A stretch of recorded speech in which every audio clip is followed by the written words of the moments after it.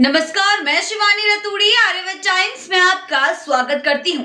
Uniform civil code का मुद्दा भारत में अब एक बड़े राजनीतिक और सामाजिक विमर्श का विषय बन चुका है। जी हाँ, उत्तराखंड में इसको लागू करने के बाद से ये चर्चा और भी गर्मा गई है और प्रधानमंत्री मोदी और गृह मंत्री अमित शाह ने इसे राष्ट्रीय स्तर पर लागू करने की बात की है। जी हाँ, इससे विरोधी दलों के नेताओं में चिंता की लहर दौड़ गई है, जो इसे वोट बैंक के दृष्टिकोण से एक बड़ा खतरा मान रहे हैं। जी हाँ, लेकिन क्या वास्तव में यूसीसी से सभी धर्मों को समान लाभ होगा या ये केवल एक राजनीतिक दांव है? यूसीसी का मकसद यही है कि सभी नागरिकों के लिए एक ही कानून, एक ही नागरिक कानून हो। जी हाँ, यह कानून परिवार, विवाह, तलाक, संपत्ति का बंटवारा, गोद लेने जैसी तमाम मामलों को नियंत्रित करेगा और यह कानून सभी धर्मों के लिए समान होगा। इसका मतलब यह है कि कोई भी व्यक्ति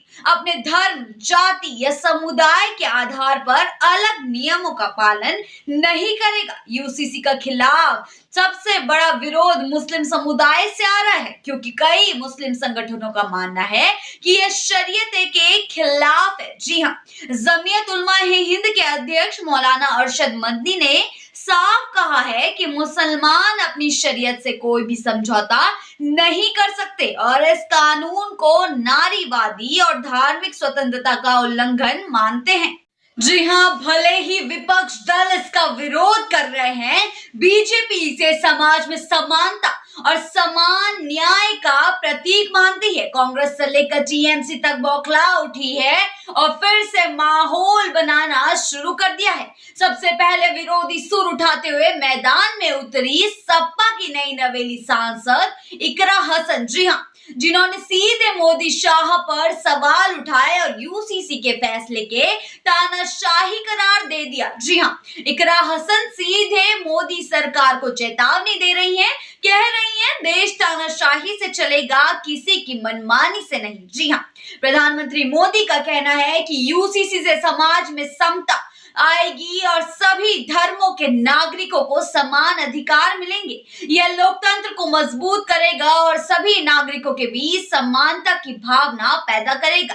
बीजेपी का यह भी मानना है कि धर्म के आधार पर कानूनों की भिन्नताएं समाज को बांटने का काम करती हैं और यह समय है कि इन भेदभावपूर्ण कानूनों को समाप्त किया जाए। मोदी सरकार का यह तर्क है कि समाज में समानता लाने और न्याय सुनिश्चित करने के लिए एक समान नागरिक संहिता की आवश्यकता है। भारत में कई नागरिक यूसीसी का समर्थन कर रहे हैं, क्योंकि इससे उन्हें समान अवसर और समान अधिकार मिलेंगे। जी हाँ, शादी, तलाक, संपत्ति के बंटवारे और गोद लेने जैसे मामलों में धर्म और जाति के आधार पर भेदभाव खत्म होगा।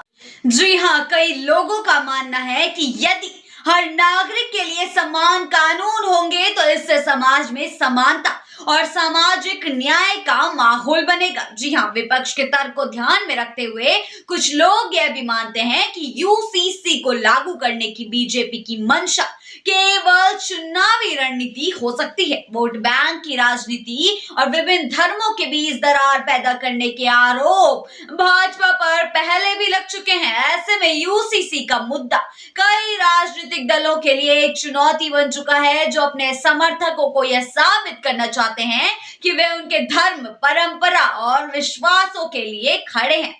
यदि यूसीसी पूरे देश में लागू हो जाता है तो यह धार्मिक समुदायों के बीच विवादों का सुलझाने में मददगार साबित हो सकता है। इसके तहत नागरिकों को केवल एक समान कानून के तहत न्याय मिलेगा, चाहे वे किसी भी धर्म, जाति या लिंग से हों। जी हाँ, इससे पारिवारिक विवादों के निपटारे में भी समानता आएगी और कानून के सामने सभी बराबर होंगे। लेकिन क्या यह सभी को संतुष्ट कर पाएगा?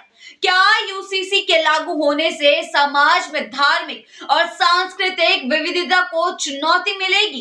क्या इसे लागू करना सही समय पर किया जा रहा है या यह केवल राजनीतिक लाभ का एक साधन है? यह सवाल सवाल अब समय के साथ साफ होंगे, लेकिन एक बात तय है कि यूसीसी के आने से भारतीय राजनीति और समाज में बड़े बदलाव हो सकते हैं। ऐसे ही खबरों के लिए जुड़े रहिए आर्यभट्ट टाइम्स के साथ ही चैनल को सब्सक्राइब करना ना भूलें और हमारी फेसबुक और वेबसाइट के साथ भी जरूर जुड़ें।